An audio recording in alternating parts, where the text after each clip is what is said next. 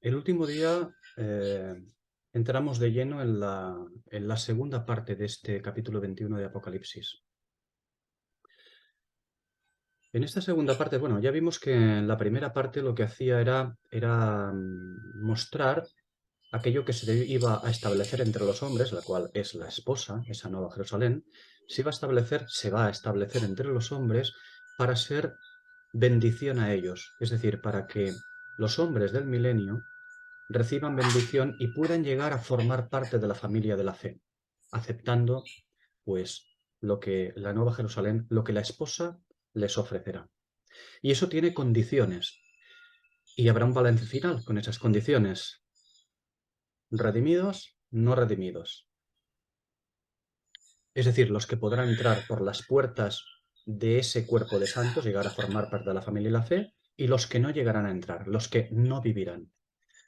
La segunda parte de este capítulo se inicia con la visión de la Nueva Jerusalén también en descenso, de la misma manera que la primera parte se inicia así, con el descenso de la Nueva Jerusalén. Esta segunda parte también se inicia con otro descenso. ¿Qué vemos en esta segunda parte? En esta segunda parte lo que vamos a ver es a la Nueva Jerusalén, a la esposa, pero como aquella que es luz y sanidad a las naciones, como aquella que va a otorgar como aquella que va a otorgar algo especial a los hombres. Nos habla de su situación, de la situación de la Nueva Jerusalén en el milenio, nos habla de lo que es, nos habla de su origen y también nos habla de todo su ministerio. Y ese ministerio está absolutamente relacionado con el nuevo pacto. El último día dijimos que en el versículo 11, que estuvimos tratando los versículos 10 y 11, en el versículo 11 lo que tenemos es la descripción de la ciudad y la vemos como una piedra preciosísima. Es decir, el versículo 11 se inicia diciendo que esta nueva Jerusalén tenía la gloria de Dios, tiene la gloria de Dios, no es semejante, no tiene algo semejante a la gloria de Dios, sino que es la misma gloria de Dios. Es algo que está cristalizado, pero fijaos que habla de que su fulgor es semejante al de una piedra preciosísima, como piedra de jaspe, es decir, semejante a piedra de jaspe. No está hablando de ser una piedra de jaspe en este versículo, sino semejante a piedra de jaspe. En cambio, cuando se habla de la gloria de Dios, tanto el inicio del versículo 11 como el final del versículo 11, que habla de lo mismo, la gloria de Dios, la cristalización, recordad que dijimos que no, la traducción no es diáfana como el cristal, sino cristalizada, hecha cristal. En este caso es como una piedra preciosísima, como una piedra de jaspe, pero es algo cristalizado, no es como una cristalización, sino es la misma cristalización. Y el inicio del versículo 11 es que tiene la gloria de Dios, no tiene como la gloria de Dios, sino que tiene la misma gloria de Dios. Son cosas diferentes. ¿Por qué? Porque fijaos que el versículo 10, en el versículo 10 vimos el monte grande y alto. El monte grande y alto nos habla, porque los versículos 10 y 11 nos está hablando, como hemos dicho todo, esta segunda parte del capítulo, nos está hablando de su ministerio, del ministerio que tiene la Nueva Jerusalén, del ministerio que va a tener la esposa. Es un ministerio especial. ¿Tiene que ver con el nuevo pacto? Desde luego, absolutamente tiene que ver con el nuevo pacto. Fijaos los versículos 10 y 11, que nos aclaran todo el texto que vendrá después. Decía que el versículo 10 nos habla del monte grande y alto. Y el monte grande y alto nos habla del nuevo pacto. El monte grande y alto nos habla del nuevo pacto. La nueva Jerusalén, desde la nueva Jerusalén que ve Juan desde el monte grande y alto, no es el nuevo pacto. Del nuevo pacto nos habla el monte grande y alto. ¿Por qué? Porque el monte grande y alto tiene que ver, ya lo hablamos el último día, nos habla de gobierno. Nos habla de establecimiento de gobierno en la tierra. ¿Nos habla del nuevo pacto? Sí, de sus bendiciones terrenales. Esto tiene que ver con Israel. Digo, con la nación de Israel y con el reino del Señor en la tierra. ¿Qué es la esposa? La esposa es otra cosa. La esposa tiene que ver más bien con la segunda parte, es decir, desde la esposa se la ve desde el monte grande y alto, de momento. Así es como la ve Juan. Ya iremos viendo a lo largo del capítulo este y el próximo también. En el versículo 11, ¿qué vemos? El versículo 11 nos muestra algo superior. Es el ministerio que la esposa hace con relación al nuevo pacto. No quiero dar lugar a confusión, ¿de acuerdo? Por eso el último día dijimos, bueno, conforme ya hablamos antes de iniciar el primer capítulo de Apocalipsis, hablamos de los pactos para establecer una base amplia y entendible. Eh, todos los pactos, absolutamente todos, son con el pueblo de Israel. Con la Iglesia, pactos propiamente dichos, no hay, no se establecen. ¿Por qué? Porque los pactos tienen que ver con el anclaje a una tierra. Y la Iglesia, es decir, el candelero, el cuerpo de Cristo, la esposa, no tiene que ver, no tienen un anclaje a la tierra, en absoluto.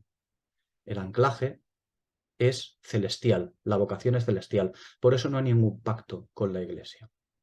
Yo sé que muchas veces se ha dicho, no es que el nuevo pacto es con la Iglesia. Bueno, solamente hace falta dar un pequeño vistazo, ya lo tratamos en su momento, un pequeño vistazo a la Escritura para ver que el nuevo pacto no es con la Iglesia. Cuando hablamos del nuevo pacto, hablamos de Jeremías 31, entre otros muchos, ¿no? Jeremías 31, Ezequiel 36, pero sobre todo Jeremías 31 y, por supuesto, Hechos 3 nos habla. Jeremías 31 nos habla del nuevo pacto. Hechos 3, al final de Hechos 3, nos dice con quién es establecido el nuevo pacto. Y es por boca de alguien que en el momento en el cual se ha establecido la Iglesia, dice con quién es el nuevo pacto. Habla estrictamente a los judíos. Podríamos citar muchas escrituras al respecto, ¿no? Pero esto ya lo establecimos en su momento, ya hablamos de ello. Ahora bien, ¿qué tiene que ver la Iglesia con el nuevo pacto? Tiene que ver muchísimo, porque la inauguración del nuevo pacto es la muerte de Cristo en la cruz. Ahí se inaugura el nuevo pacto, no la Iglesia, ni mucho menos. El nuevo pacto se inaugura con la muerte de Cristo en la cruz. ¿Y esto qué tiene que ver con ello la Iglesia? Pues que la Iglesia obtiene las bendiciones del nuevo pacto, no el nuevo pacto, no el nuevo pacto que es con Israel, siempre es con Israel, es decir, ligada a una esfera terrenal. Los pactos se ligan a una esfera terrenal. Pero la Iglesia, el candelero gentil, la esposa, la Nueva Jerusalén, esto, el cuerpo de santos, el cuerpo del Señor Jesús, ¿tienen que ver algo con el nuevo pacto? Claro que sí. Reciben bendiciones del nuevo pacto, pero no las terrenales, en absoluto, solamente las celestiales. De manera que,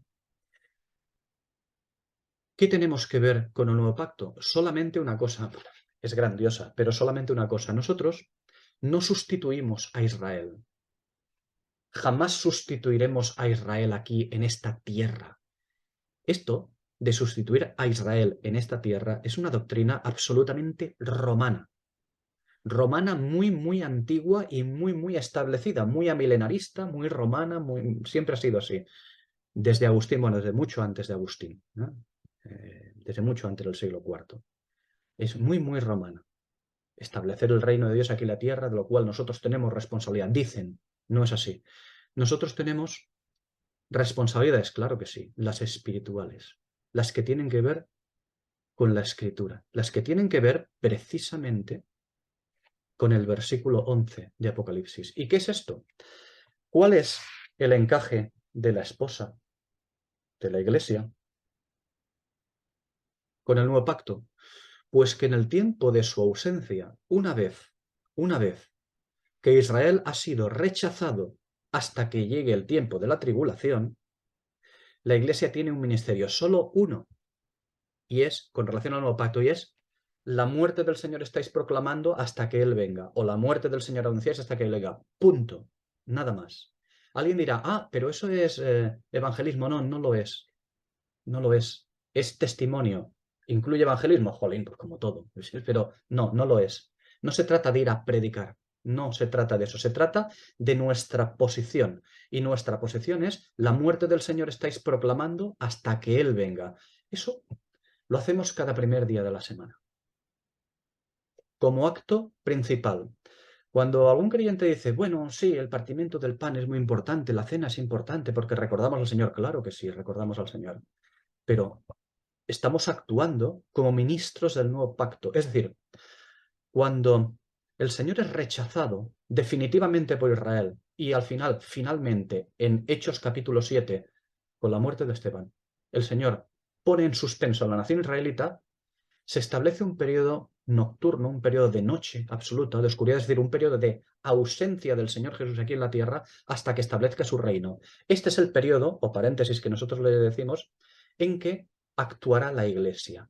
En la noche del mundo, cuando existe un paréntesis en el nuevo pacto, es decir, lo que se establece cuando el Señor marcha y finalmente deja a Israel en suspenso, se establece un periodo que, bueno, podemos denominarlo como un paréntesis en el nuevo pacto, porque la dispensación, propiamente dicha, no es la de la Iglesia, aunque a veces la denominemos así.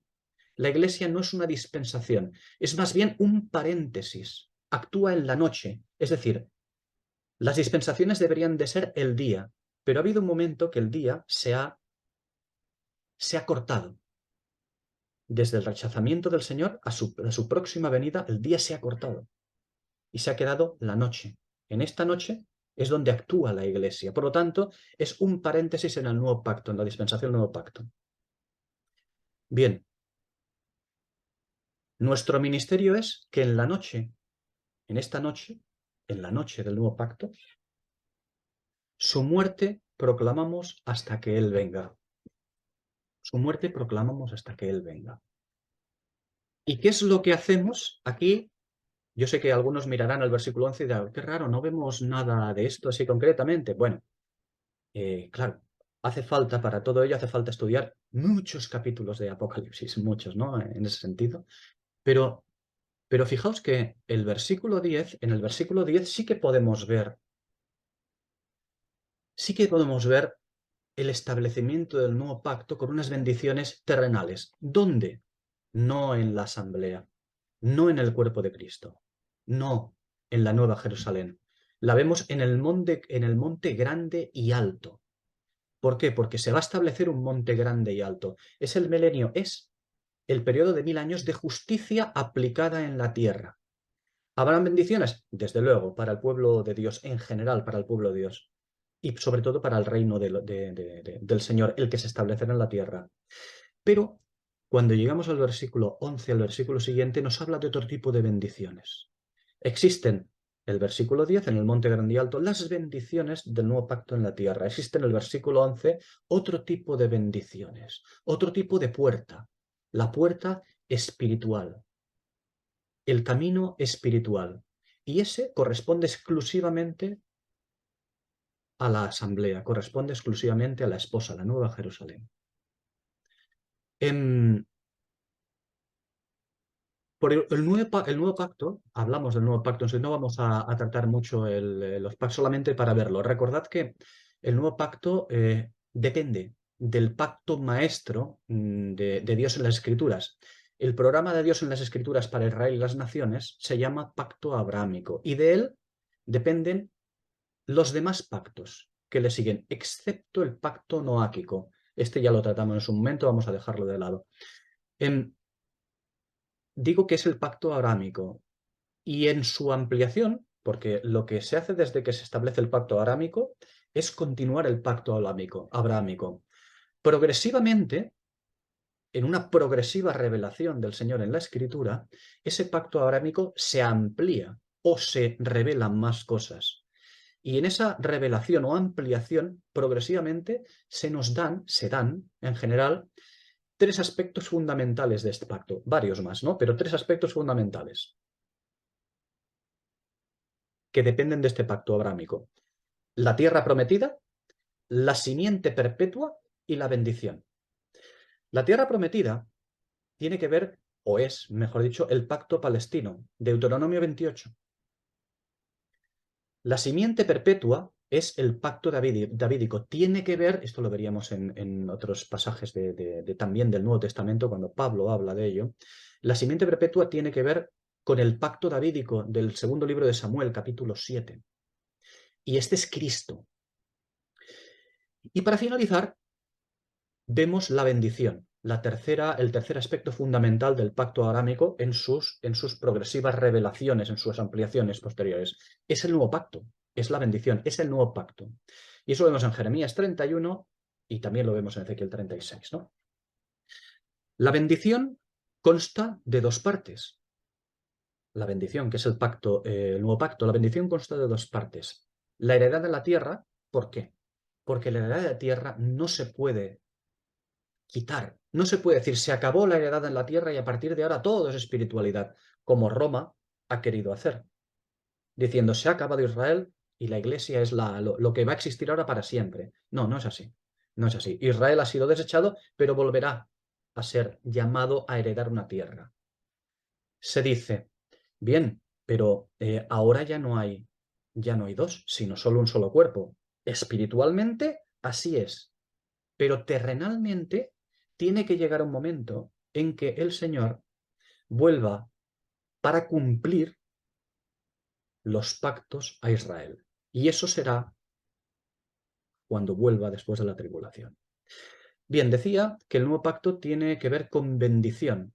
Existe la bendición terrenal, es decir, la posesión de la tierra, que ya estaba anunciado anteriormente, y las bendiciones espirituales. Nosotros, la Asamblea, recibimos bendiciones del nuevo pacto, desde luego, las bendiciones espirituales, exclusivamente espirituales. No tenemos heredad en la tierra, en absoluto. Para eso es el nuevo pacto, para eso es Israel en el nuevo pacto. Bien, vuelvo otra vez a Apocalipsis 21, versículos 10 y 11. En el versículo 10 se ve a la Nueva Jerusalén en descenso y la ve Juan, desde un monte grande y alto. ¿Desde dónde la ve él? Que es, propiamente dicho, Juan, representante también del pueblo de Israel, o mejor dicho, representante de la dispensación antigua. Él la ve desde ese monte grande y alto. ¿Por qué? Porque es necesario que se establezca ese monte grande y alto en la tierra. Y eso tiene que ver con el reino de Dios en la tierra, con el reino del Señor Jesús en la tierra, con sus súbditos en la tierra. Pero nosotros somos otra cosa diferente. Nosotros somos la nueva Jerusalén. Somos la esposa del Cordero, los cuales no tenemos monte grande y alto. Pero sí que tenemos una relación con el monte grande y alto. Sí que tenemos una relación con el reino en la tierra. Sí que tenemos una relación con un nuevo pacto. La de ser ministros de ese nuevo pacto. ¿Y qué es lo que ocurre? ¿Qué es lo que anuncia, o mejor dicho, cuál es el ministerio de este versículo 11? El ministerio de este versículo 11, el capítulo 21 de Apocalipsis, es mostrar la gloria de Dios. Mostrarnos cristalizados. Es decir, no como la gloria de Dios, sino la misma gloria de Dios. Hechos a la gloria de Dios. Y esto tiene que ver con las bendiciones del nuevo pacto en su faceta espiritual. Por lo tanto, habrá establecimiento de reino en la tierra en el milenio y habrá algo más diferente. Bien, decía el último día, y decía hoy también, ¿no?, que nuestra relación, nuestro ministerio con relación al nuevo pacto es la muerte del Señor anunciáis hasta que Él venga. Es decir, anunciamos su muerte con relación a su venida en gloria. Y esto es algo enteramente espiritual, conforme a la piedra de jaspe, pero está cristalizada. Cristalizada. Recordad lo que dijimos. ¿Qué es lo que anunciamos? La muerte del Señor proclamáis hasta que Él venga. Su muerte y su venida al trono. Su muerte, nosotros, es piedra de jaspe. ¿Recordáis lo que era la piedra de jaspe? No la de sardio, que es Rubén, sino la piedra de jaspe. La piedra de jaspe es Benjamín y Benoní, el cual es el mismo. Primero, ¿cuál es? Primero es Benoní, hijo de mi aflicción, su muerte que anunciamos. Y después es Benjamín, es hijo de mi diestra, el trono. Eso es lo que anunciamos y eso es lo que nosotros tenemos que ver con el nuevo pacto. Por lo tanto, el ministerio que tiene la esposa en el milenio, para los del milenio, ese ministerio especial, tiene que ver con el ministerio que tiene actualmente. Oh, desde luego, naturalmente. Y eso porque no hay nada nuevo bajo el sol. Recuerda, hemos dicho muchas veces esto, que no hay nada nuevo bajo el sol, y lo vamos a seguir repitiendo, que en el fondo no hay nada nuevo bajo el sol. Este es el ministerio. En un estadio superior, desde luego, muy superior, pero este es el ministerio. Este es su ministerio. Un ministerio absolutamente espiritual que no tiene que ver con la implantación del reino de Dios en la tierra propiamente dicho, sino que tenemos no solo un destino, sino un ministerio, porque aquí en los versículos 10 y 11, y a partir de aquí, del capítulo 21 de Apocalipsis, se trata del ministerio que va a ejercer la Nueva Jerusalén, el ministerio que va a ejercer la Iglesia. Una vez más, absolutamente espiritual. Vamos a ver ahora cómo está formada esta Iglesia.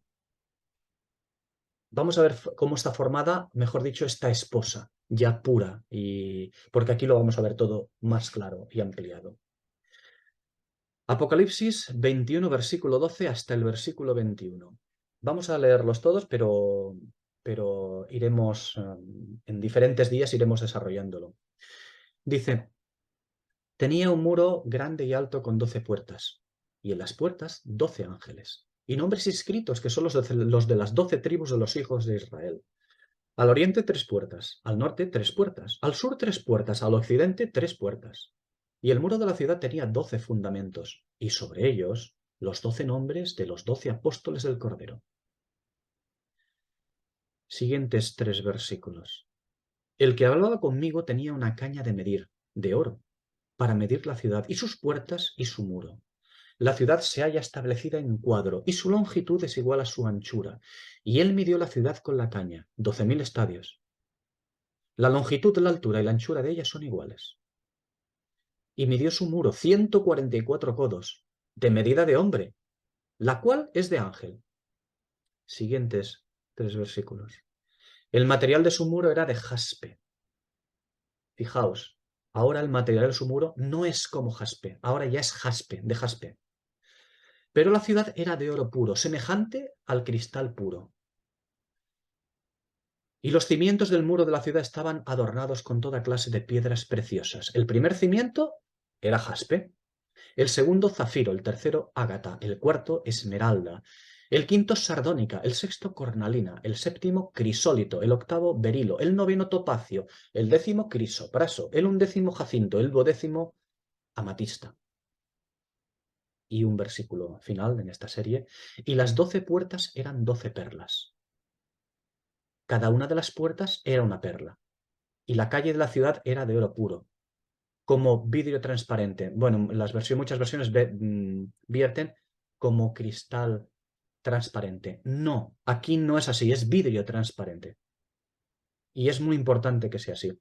Fijaos este último versículo que hemos leído sobre las puertas. Las puertas solamente pueden ser perlas. Ya lo iremos viendo. Solamente puede ser la perla la puerta de entrada a la ciudad. Solo la perla otorga entrada a la ciudad. Ya lo iremos viendo. Bien, trataremos los 3 primeros versículos de los del 12 al 14. Debo insistir, cuando hemos leído estos versículos, debo insistir que aquí no tenemos una ciudad muy bonita y gloriosa para vivir como reyes. Ni tampoco el hecho de que se mencione a judíos y a la iglesia, tampoco esto significa que vamos a estar todos juntitos dentro disfrutando de de jacuzzis de oro, por lo bien que lo hemos hecho. No, en absoluto. No se trata de esto. Ya hemos establecido que no existe ciudad gloriosa de vacaciones celestiales. Es un cuerpo de santos. La esposa es un cuerpo de santos que el Espíritu nos lo muestra aquí de esta manera por unos motivos, para que veamos de qué está formado, cómo es, porque esto tiene mucho que ver con el Antiguo Testamento, tiene que ver con Ezequiel, tiene que ver con Génesis, tiene que ver con Éxodo, bueno, tiene que ver con muchas partes. Ya lo iremos viendo, tenemos bastante trabajo al respecto aquí. Eh, ¿Para qué el Espíritu nos enseña los, los cimientos? Porque tenía ganas de decir, mira qué bonita que va a ser la ciudad. No, no. Para eso es suficiente con decirnos, oye, que va a ser muy bonita la ciudad. No. Hay un motivo para cada cosa. Hay un motivo para decirnos que hay unas medidas. Hay unos motivos que debemos de discernir en la escritura. ¿Por qué? Porque no hay nada nuevo bajo el sol, una vez más. Todo esto está ya en las escrituras. Vamos a irlo viendo. Decía que tengo que insistir que no estamos ante una ciudad. Esto no es una ciudad real como tal. Y a la vez sí que es una construcción, ¿no? Y debo insistir también en que debemos olvidarnos de aquello de a mí me parece que aquí pone. Debemos de olvidarnos de esto.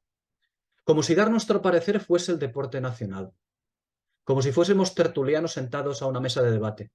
No, no somos tertulianos. Tengo boca para dar mi opinión. No, no tienes boca para dar tu opinión. Tienes boca para rebuznar. Tienes boca para decir tonterías. Si no disciernes la escritura, no dirás más que tonterías. ¿Cuál es la prueba de hecho? Mirad a vuestro alrededor. Inmundicia. Digo, mirad a vuestro alrededor. Miremos a nuestro alrededor nuestra amada iglesia, nuestra Laodicea. Inmundicia por todos lados. 1000 interpretaciones. ¿A cuál peor, claro? Pero dicen, ¿hay alguna buena? No sé, ya no lo sé. Ya no lo sé, ¿no? ¿A cuál peor? Inmundicia por todos lados. Posible. Por lo tanto, debemos olvidarnos de, a mí me parece, tenemos que ir a las escrituras. Si no hemos examinado atenta, como dice Daniel 9, y como dice primera carta de Pedro, capítulo 1, si no hemos examinado atenta y diligentemente los libros sagrados, dice textualmente, no podremos descubrir de qué hablan las profecías de este libro. No podremos descubrir de lo que habla Apocalipsis. Primero debemos examinar atenta y diligentemente los libros sagrados. Si no lo hacemos esto, si no lo vemos atenta y diligentemente conforme al Espíritu, lo único que va a ocurrir es que únicamente haremos aplicaciones puerilmente literales, ensalzando la Biblia. Eso sí, ensalzaremos la Biblia, pero denostaremos la Escritura. ¿Se puede hacer eso? Sí, a la Biblia la podemos poner en un pedestal y podemos asquear o inmundizar la Escritura. A la vez, sí, naturalmente que sí. ¿Por qué? Porque la habremos convertido, como se ha convertido hasta ahora, la Biblia la hemos convertido en una serpiente de bronce, en otra serpiente de bronce. Claro que sí, por eso lo hacemos. Lo hacemos porque hablamos muy bien de la Biblia, pero al final la escritura no es vindicada. No encontramos la escritura. La Biblia sí, la escritura no la encontramos, desgraciadamente. Damos nuestra propia opinión. ¿Y por qué damos nuestra propia opinión? Dar nuestra propia opinión es más o menos lo mismo a aquello que decía en el libro de Jueces, que era una época en la cual cada uno hacía lo que bien le parecía, es decir, cada uno hacía lo que le salía de las narices. ¿Por qué? Porque no había rey en la tierra. De la misma manera que ahora tampoco hay rey en la tierra. Todavía lo estamos esperando. Estamos en la noche del mundo. Y como es la noche del mundo, desgraciadamente, cada uno dice lo que bien le parece. Eso sí, diciendo que es que lo dice la Biblia. Lo dirá la Biblia, porque la Biblia puede decir muchas cosas. Podemos hacerla decir lo que queramos, pero la escritura es inviolable. La escritura es otra cosa. A la escritura debemos de acceder a través de la Biblia.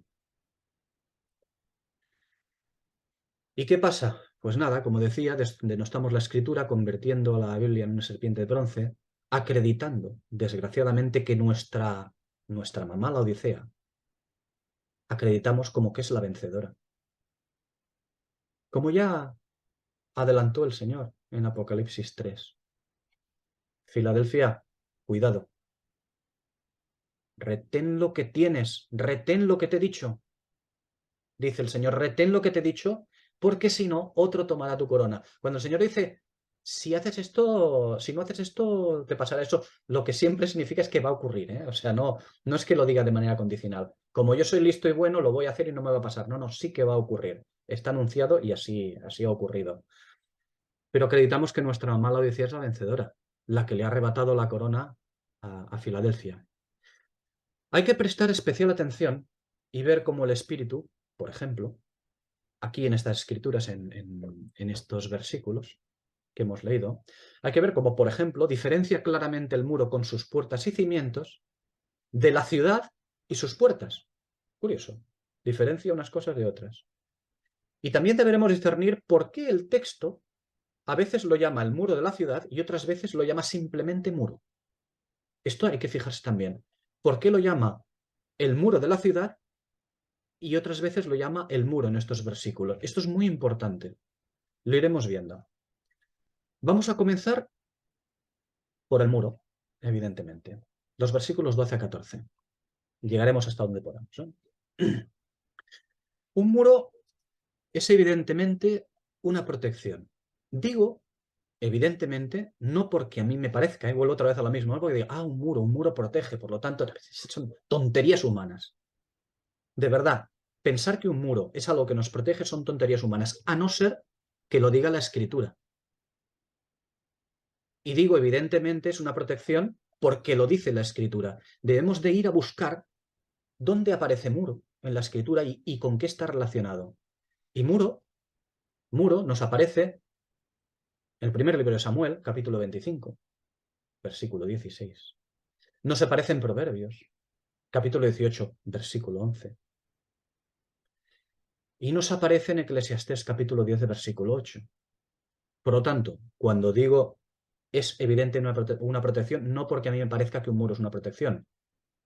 Yo sé que humanamente hablando es una obviedad que un muro es una protección, pero es que humanamente hablando a nosotros, nos debería resbalar todo esto.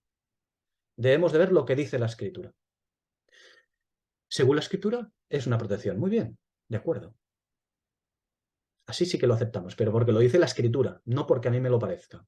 Ahora bien, la primera ocasión en que vemos aparecer un muro en la Escritura, esta tiene un importante vínculo con ¿qué? ¿Recordáis? Génesis 49, 22. Con las aguas. La primera vez que vemos aparecer un muro en la Escritura tiene un vínculo importante con las aguas. No hay que olvidar que las fuentes de las aguas nos hablan de enseñanza. Esa es la primera ocasión. La siguiente ocasión que observamos un muro en la Escritura lo vemos representado en Éxodo 14, versículo 22. ¿Cómo? Allí lo vemos evitando, precisamente, que las aguas del mar alcancen al pueblo de Dios. Mar Rojo. Y no hay que olvidar que las aguas del mar, recordadlo también, que las aguas del mar tienen que ver primigeniamente con el abismo y extensiblemente con las naciones de esta tierra. Las aguas tienen que ver con las naciones de esta tierra. Del mar, ¿eh? Daniel 7, versículos 2 y 3. Zacarías 10, versículo 11. Zacarías 14, versículo 8. Apocalipsis 8, versículo 9. Apocalipsis 13, versículo 11, y hay más. Pero bueno, esto es básicamente. Seguimos. Una brecha en el muro, ahora veréis por qué lo digo, una brecha en el muro es letal. Muerte.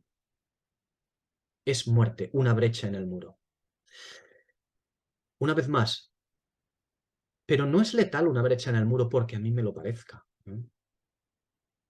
No es letal una brecha en el muro porque a mí me parezca que es algo malo según los ojos de lo visible, según los ojos de la carne. No, no, no. Me tiene... tengo que aceptarlo porque lo dice la Escritura, porque lo he encontrado en la Escritura, porque lo he visto en la Escritura.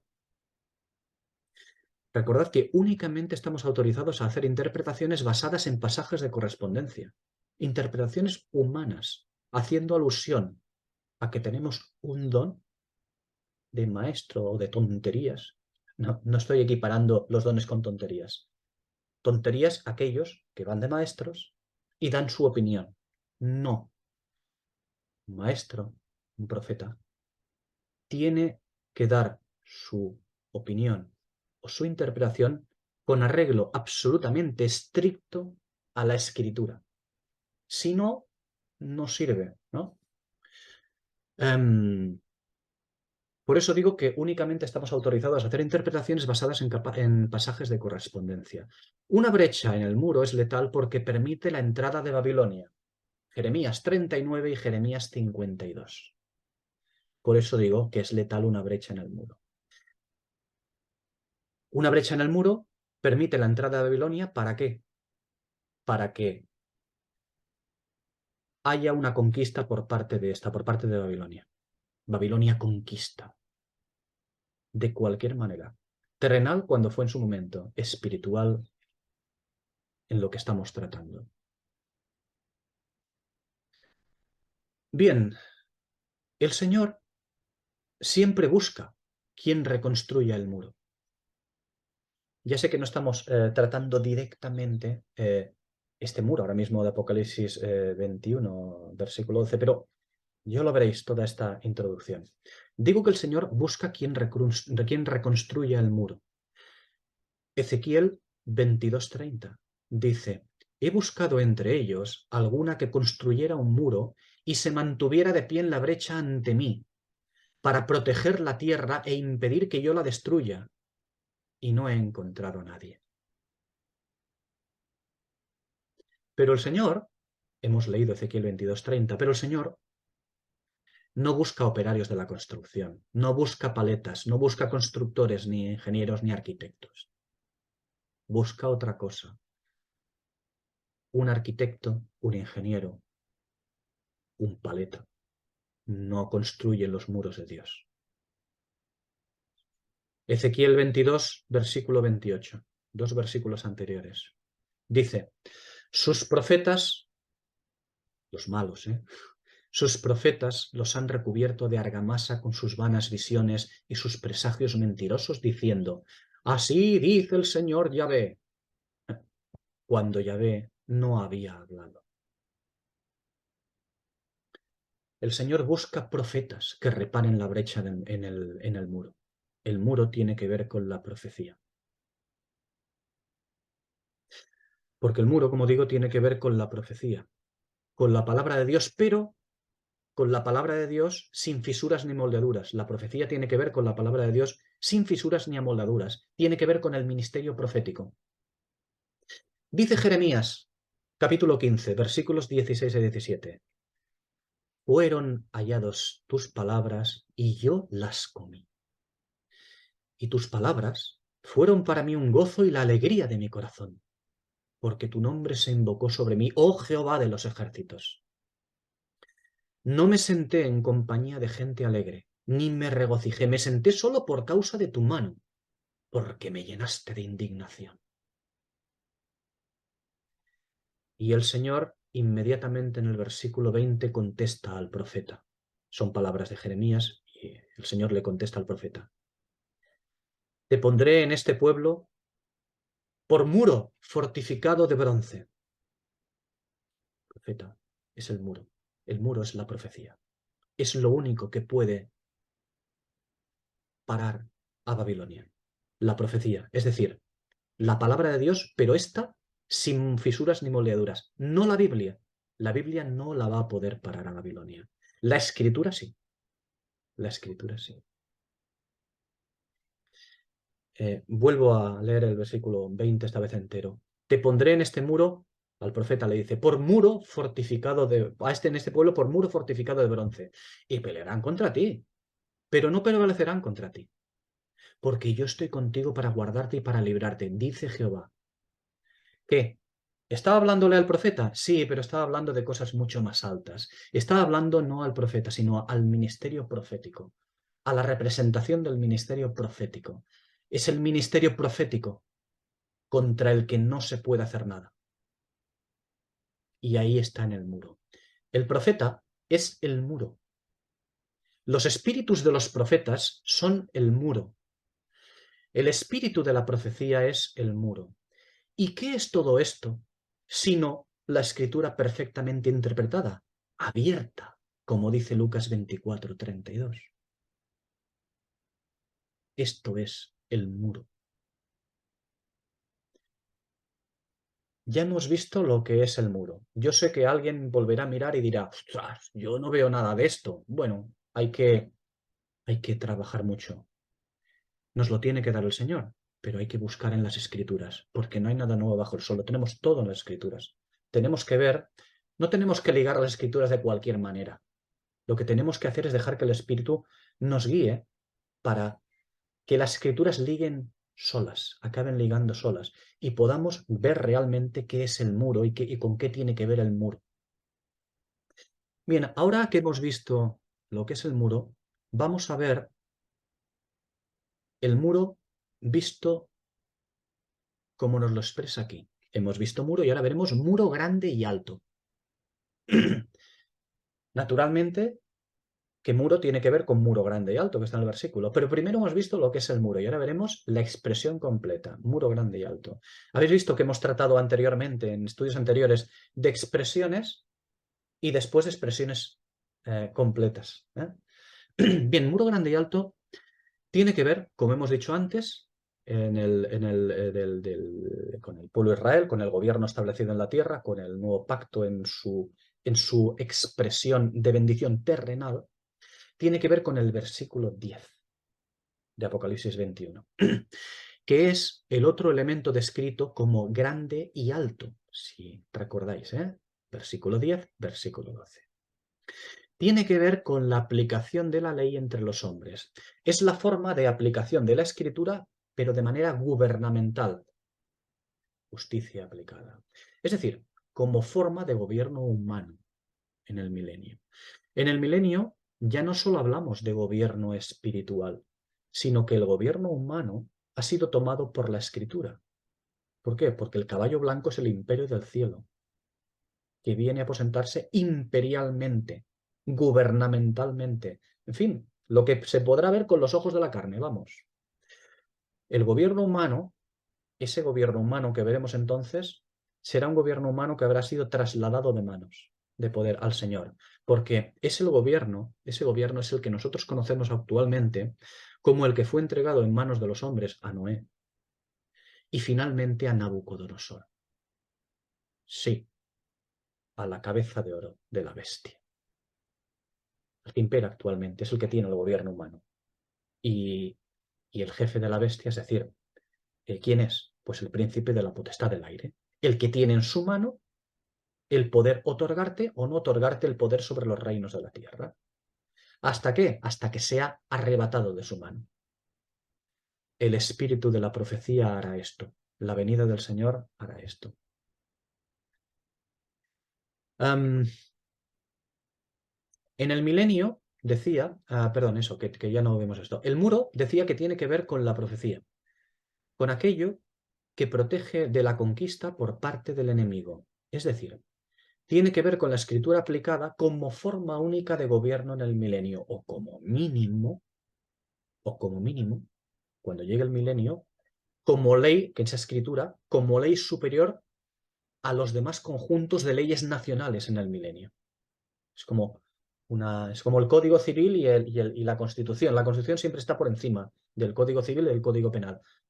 Lo digo para hacer un símil, ¿no? Pues lo mismo, ¿no?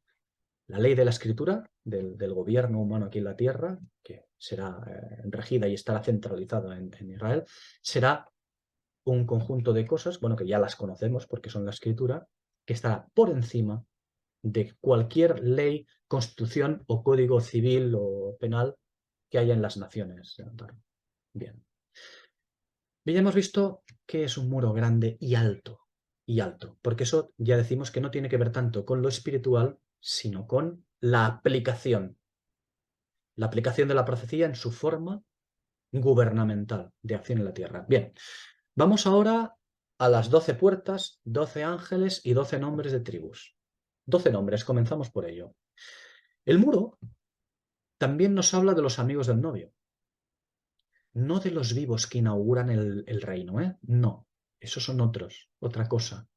Hablamos de los amigos del novio, es decir, de aquellos que siendo santos muertos, tienen que recibir su heredad, conforme dice Daniel 12, versículo 3.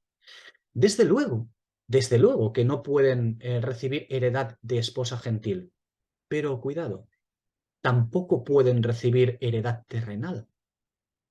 ¿Vale? Vuelvo a repetir. Los amigos del novio no pueden recibir heredad de esposa gentil, de gentil, pero tampoco pueden recibir heredad terrenal, de la promesa. Son santos muertos. ¿Qué papel tienen, pues? ¿Qué heredad van a recibir? Digo que no pueden recibir heredad de esposa gentil, sí de esposa, pero no de esposa gentil. Entonces tienen que tener también algún encaje. Claro que sí, claro que sí. Hoy, todo el mundo está llamado a formar parte de la familia de la fe y mañana, en el milenio, todo el mundo será llamado a formar parte de la familia de la fe porque no hay nada nuevo bajo el sol. O sea, siempre es así, ¿no? Los amigos del novio, cuando digo qué papel tienen, pues los amigos del novio tienen que ver con la cena de bodas, recordad Apocalipsis 19, ¿eh? Tiene que ver con los invitados. Es decir, ¿tienen que ver? Sí, con los vivos que inauguran el reino, esos invitados. Porque también ellos pertenecen al antiguo reino, esos amigos del novio, también pertenecen al antiguo régimen de las promesas terrenales. Pero ellos no van a recibir heredad terrenal, han muerto, no van a entrar, como Moisés no pudo entrar. No la van a recibir, la heredad terrenal, pero van a recibir otra cosa. Así que recordad que también los amigos del novio participan de las bodas, porque ellos no van a recibir heredad terrenal, pero también participan de las bodas los amigos del novio, si recordáis.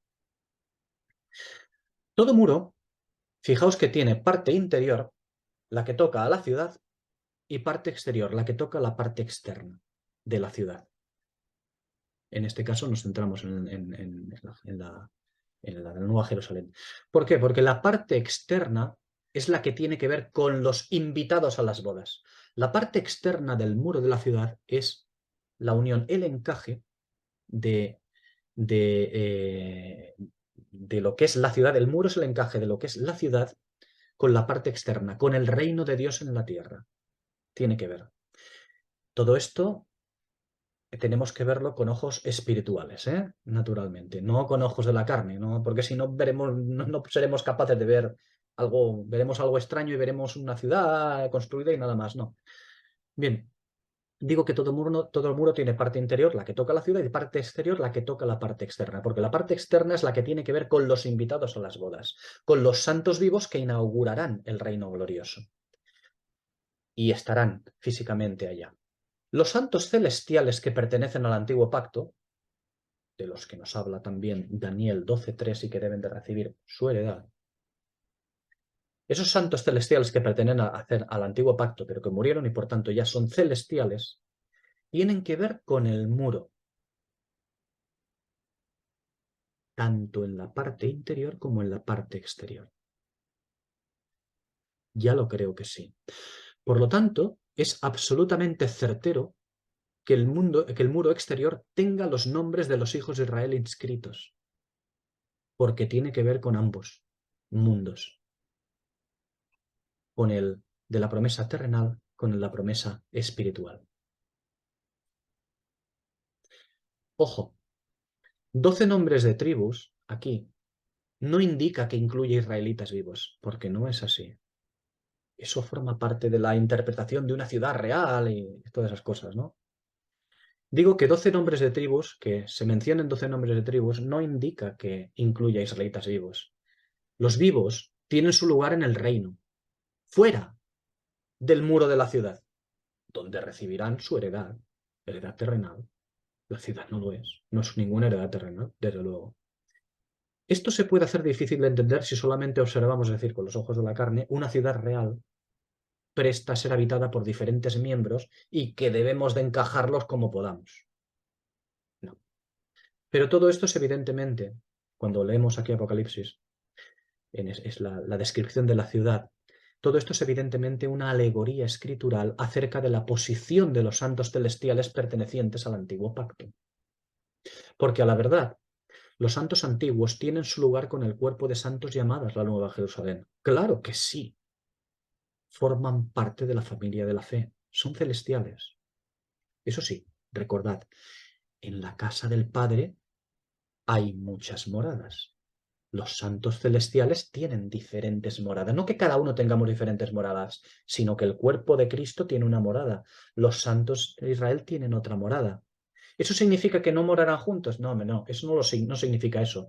Lo que significa eso que va a haber un milenio en el cual van a haber diferentes formas de acción, de actuación. Va a haber un reino en la tierra, va a haber un cuerpo de santos, van a haber diferentes cosas y eso tenemos que observarlo cuando llegue el momento, ¿no? Porque la verdad decía que los santos antiguos tienen su lugar con el cuerpo de santos llamados la Nueva Jerusalén. Claro que sí, solo faltaría. Eso sí, cada uno en sus respectivos ministerios, dignidades o rangos de acción, porque cada uno va a tener un rango de acción diferente. Por eso en la casa del Padre muchas moradas hay. Por eso estoy identificando a los santos ya muertos, santos celestiales del antiguo pacto, los estoy identificando con el... No solamente vamos a identificarlos a estos, porque el muro pertenece a la Nueva Jerusalén. ¿Por qué? Bueno, pues porque los antiguos, los santos antiguos, pertenecen a la esposa, pero en calidad de muro, es decir, otro ministerio, otra dignidad, otro rango de acción. Eso, y no otra cosa, es lo que debemos de entender, lo espiritual, no lo material. Si vemos lo material, si vemos una ciudad construida, si vemos tal, mal, vamos mal. Y, y si bien los santos de rango celestial, tanto creyentes de uno u otro candelero, van a participar de la gloria del Señor en la justicia y santidad divinas, no es menos cierto que el lugar de cada uno es conforme a la dignidad en la que han sido ubicados. En su candelero, en su dignidad, en su rango de acción en el ministerio que va a tener cada uno. Bueno, no hay que ser muy inteligente para entender que las esposas de José, Moisés o Salomón, recordáis cómo eran, ¿no? Gentiles. Eran esposas gentiles y, por cierto, tipo y figura de la esposa de Cristo. Digo que las esposas de José, Moisés o Salomón, aunque no tienen parte en la heredad de la tierra con ellos, tienen una dignidad conferida conforme a la de su propio esposo y, por tanto, su estatus o posición es elevada sobremanera. ¿Por qué digo esto? O mejor dicho, ¿por qué recuerdo esto? Lo hemos visto anteriormente en otras ocasiones. Porque la esposa gentil es aquella que toma un israelita cuando es rechazado, porque si no, no tiene autorización en absoluto para tomar una esposa gentil. Es más, no tiene autorización para tomarla de otra tribu, la tiene que tomar de la misma tribu, o sea, no tiene autorización para tomar una esposa gentil, a no ser que haya sido rechazado de la nación, expulsado, rechazado de alguna manera. Y estos toman esposa gentil. En el caso de Salomón es otra cosa, ya hablamos de ello. Él toma el rechazamiento de su padre, pero estamos hablando de otra cosa. ¿Por qué? Porque Salomón ya no es un rechazado meramente. Salomón es el rey de la gloria. Y el rey de la gloria, ya sabemos qué es lo que tiene. Esposa, y esa esposa es gentil. Bien, las interpretaciones oficiales de Apocalipsis 21 ubican a la Nueva Jerusalén en la eternidad feliz y dichosa. Ya lo hemos hablado antes. Y eso es un error de proporciones catastróficas. Interpretar así es una catástrofe absoluta. Porque se carga todo el capítulo, se carga absolutamente todo. Y por cierto, tiene una vez más que ver esta opinión con nuestra querida Roma. Digo que esas interpretaciones oficiales son un error de proporciones catastróficas porque no nos permite avanzar ni entender bien al Espíritu cuando nos explica la relación de los santos con Israel y las naciones en el milenio de los tabernáculos. Es decir, en el milenio del séptimo día, en el milenio del día de reposo. Así que atención, mucha atención, discernimiento. Las escrituras que estamos tratando ahora mismo pertenecen al orden del milenio. Apocalipsis 21, la esposa en el milenio, la nueva Jerusalén en el milenio. Digo, estas escrituras que estamos tratando ahora mismo pertenecen al orden del milenio, el cual es el día del Señor. El milenio es el día del Señor. Y tratan estas escrituras de la acción de los diferentes santos, los celestiales, sobre la tierra milenial. No solo de la esposa gentil.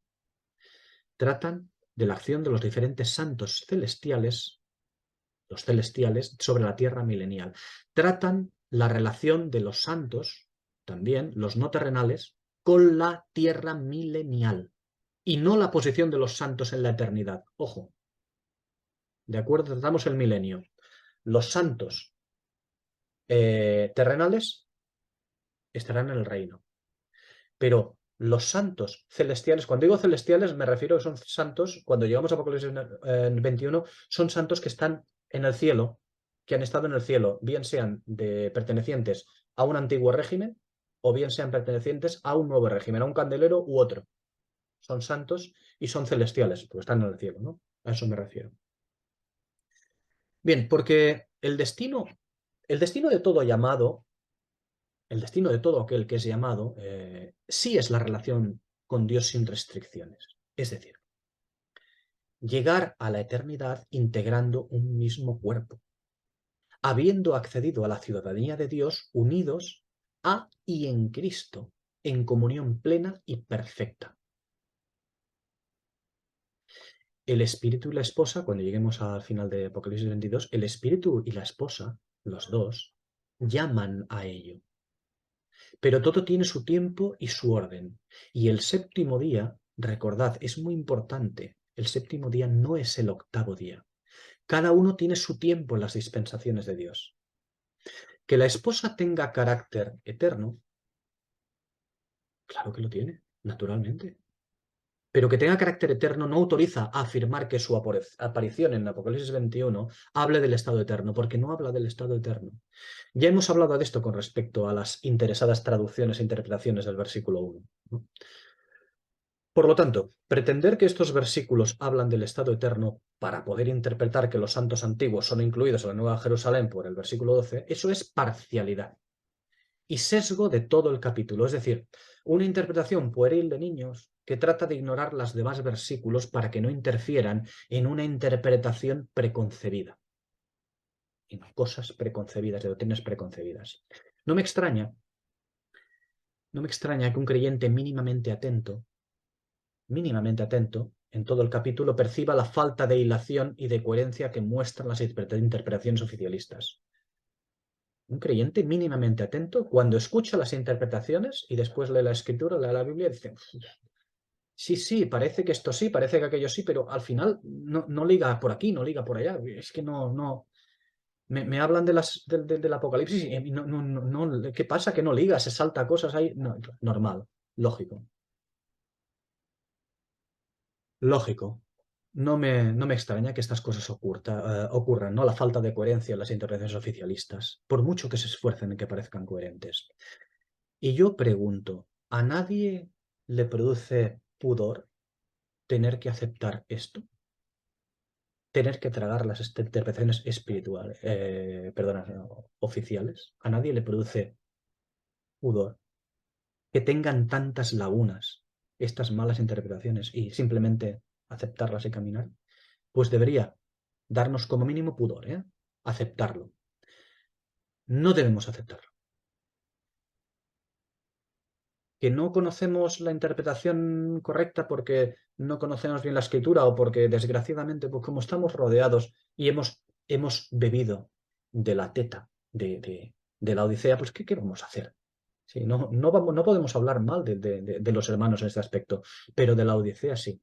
A la vez la Odisea no existe en sí misma, sino que nosotros formamos la Odisea. Pero no hablo mal de alguien que ha bebido, que es hijo de su tiempo. Ahora sí, exhortamos a discernimiento, como hace Apocalipsis. Exhortamos a no aceptarlo, a no conformarlos. Exhortamos a ser críticos. ¿Con qué? Con la Biblia. Con la escritura no, ¿eh? No podemos ser. Con la Biblia sí. Yo quiero ser crítico con la Biblia. Tenemos que ser críticos. No aceptar lo que veamos en las interpretaciones. Hay que buscarlo, mirarlo, compararlo con un interlineal, con las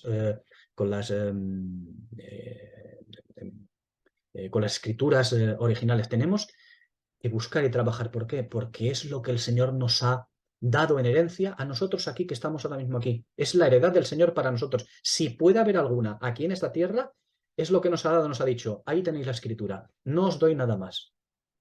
Retened lo que tenéis, nos dice en Apocalipsis 3. Retened lo que os he dado. Es el ministerio escritural para vosotros en Pablo. Cuidad de la escritura. Y si nos ha dado esto, esta es nuestra edad y tenemos que trabajar con ello. Así que busquemos, insistamos. Yo personalmente, cuando digo esto de esas interpretaciones oficiales, que hay una falta de dilación, que no acaba tal, yo personalmente siempre me he sentido como desnudo. No tanto por el hecho de no disfrutar una interpretación perfecta, sino por haber sido vestido con lo que me vestía, con lo que intenta vestirme siempre en la Odisea. ¿Por qué? Porque este vestido, laodiceano, me impedía vestir el que verdaderamente reviste bien el cuerpo. ¿Y qué es lo que reviste bien nuestro cuerpo? Por eso yo me he sentido desnudo. Quiero hacer este símil porque es lo que me ha dado la impresión, ¿no? Hay algo que me queda como desprotegido, ¿no? Es una escritura mal interpretada. Por eso digo que este vestido me impide, o me impedía, ¿no? Vestir el que verdaderamente reviste bien el cuerpo. ¿Y cuál es el que reviste verdaderamente bien el cuerpo? El conocimiento que verdaderamente me hace entender. El del espíritu. En fin, solamente para decir que este capítulo nos sigue hablando del tiempo milenial, de la acción de los santos celestiales en el milenio. El reino de Dios según los tabernáculos, según el día de reposo, no del octavo día, sino el día de reposo. Acerca de la diferenciación entre el carácter eterno y el dispensacional de la Nueva Jerusalén, veremos más. Cuando lleguemos en este mismo capítulo, en el versículo 18, veréis que allí lo aclara todo. Lo aclara absolutamente. Aclara absolutamente que no trata del estado eterno, ni mucho menos, sino del estado milenial. Bien, hemos hablado ahora de los 12 nombres. Es una sección en la que hablamos de las 12 puertas, los 12 ángeles y los 12 nombres de tribus. Hemos comenzado por los 12 nombres. Antes de tratar las 12 puertas, trataremos el número 12, es decir, recordaremos qué significa el número 12. Va a ser muy importante también. Pero esto ya lo podemos dejar para el próximo día. Continuemos tratándolo porque es una sección que tenemos bastante trabajo al respecto. Ya lo iréis viendo. Yo sé que hay algunas cosas que pueden ser demasiada información, demasiados detalles. Tenemos detrás una interpretación, una desgraciada interpretación oficialista, o interpretaciones oficialistas que, aunque tienen sus diferencias, pero todas van un poco por lo mismo, pero no. Debemos de dejar que las escrituras nos hablen. Y para que las escrituras nos hablen, cuando se dice que debemos dejar que las escrituras nos hablen, no significa que tenemos que coger y decir, a ver qué nos le dice el Señor aquí. No, no, no. Que las escrituras nos hablen significa trabajar como burros. Permitidme la expresión. Trabajar como creyentes. Trabajar como profetas. Eso es grande, duro y amplio. Digo duro no porque sea duro, porque es un gozo, pero requiere, yo iba a decir trabajar como un burro, he dicho, pero vamos a decirlo de otra manera. Como he dicho antes, mejor dicho, como dice la escritura, diligentemente las escrituras profetas, examinando diligentemente, se partían para entenderlos la espalda, examinando diligentemente, de tal manera que hasta Daniel le dio un soponcio. No se trata de que caigamos enfermos, se trata de lo que se trata y no hace falta hablar mucho sobre ello. No es un concepto de trabajo tanto como un concepto de querer entender, no conformarnos con lo que primero que vemos en la Biblia, sino decir, lo siento, no me creo lo que dice aquí. Digo la Biblia, no me creo lo que dice aquí, yo soy crítico. Quiero saber que lo que dice en esta Biblia, a mí, en esta traducción, es correcto. Por lo tanto, tengo que intentar cruzarlo de la mejor manera con las escrituras originales, con los interlineales, Con léxicos sí es posible, incluso a veces los léxicos están equivocados. Muchas cosas están equivocadas. Si están equivocadas las traducciones, muchas cosas también, pero tengo que, mm, tengo que agotar las posibilidades. Tengo que ser crítico, no decir, aquí la Biblia dice mi traducción y tal, tal, tal, ya está. No, no, no, perdona. No puede ser. No puede ser que ponga vidrio por cristal porque no tiene que ver el vidrio con cristal. Bueno, perdón, sí que tiene que ver. Pero no son palabras iguales. El vidrio nos habla de carácter permanente.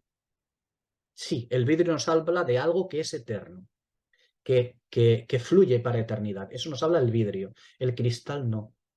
El cristal nos habla de la gloria de Dios. Y ya digo, alguien dirá, hombre, pero el cristal también es eterno. Se fastidió. Sí, pero tenemos que ser estrictos en la aplicación, no conforme a lo que a mí me parece, sino conforme a la escritura.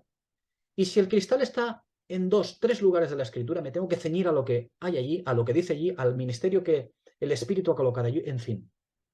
¿Me entendéis? Lo que trato de explicar, ya lo hemos dicho varias veces, pero una vez más, no voy a cansarme de repetirlo, porque es harto importante. Es la única manera que tenemos de soltarnos de estos lazos, de estos velos, ¿no? Los lazos y los velos de la Odisea, es decir, de Babilonia. Es la única manera de encontrar. Por eso digo, hay que ser crítico. Es decir, esto pone la Biblia, no es suficiente para mí. Tengo que ver los idiomas originales en la medida de sus posibilidades. Tengo que ver. Yo no digo que vayamos. No, yo no digo todo el mundo ha recibido el don de profecía. Ya lo creo que no. Naturalmente que no. De hecho, hay tan poquito, tan poquito, tan poquito. Y si los que hay están ligados con cuerdas y con la lengua pegada a su paladar, como Ezequiel. Pero sí que es verdad que todos somos llamados a profetizar. No todos somos profetas, pero todos somos llamados a profetizar. Es decir, a buscar la profecía, a buscar la verdadera interpretación de la escritura, la interpretación divina. Y tenemos que ver esto. Y esto, pues, requiere un don, pero también vamos a recibir bendiciones, aunque no tengamos el don de profecía, vamos a recibir bendiciones de profeta o revelaciones de profeta si incidimos en la escritura. Incidir en la escritura no es mirar un versículo, es trabajar, trabajar, trabajar, que nos absorba. Bueno, no insisto más sobre ello y nos emplazamos al próximo día a continuar con estos 3 versículos, 12, 13 y 14 de Apocalipsis 21.